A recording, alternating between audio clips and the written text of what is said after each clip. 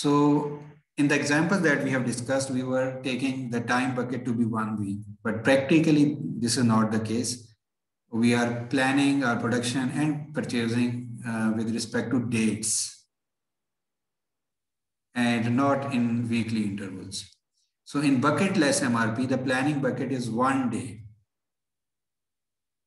and only days with associated events are displayed. So all dates are not displayed. The system will process and display demand and planned order quantities by date rather than by longer buckets of time, just like weeks. So only dates that contain relevant information are shown. So if a specific action is required, the system specifies the exact date rather than just listing the week it needs to be done. So that is the basic idea.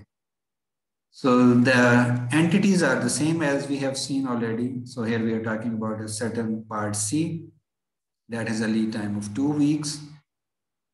But here we are displaying the time bucket in terms of dates and not weeks. So we are having a quantity of 2 items C available, and there is a schedule receipt of 5, no gross requirement on 8th of January. So we will have a total inventory of 7.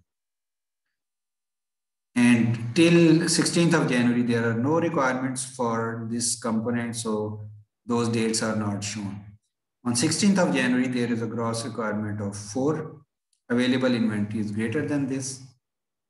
So after meeting this requirement of 4, we will be left with 3 items on 16th of January, and we will carry these items on 17th, 18th, 19th of January, and so on.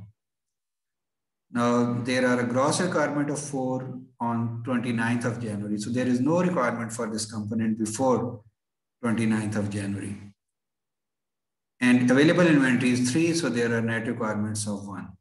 So lot sizing policy is, say, that of 5 items. So we will place an order 2 weeks earlier, and that is on 16th of January.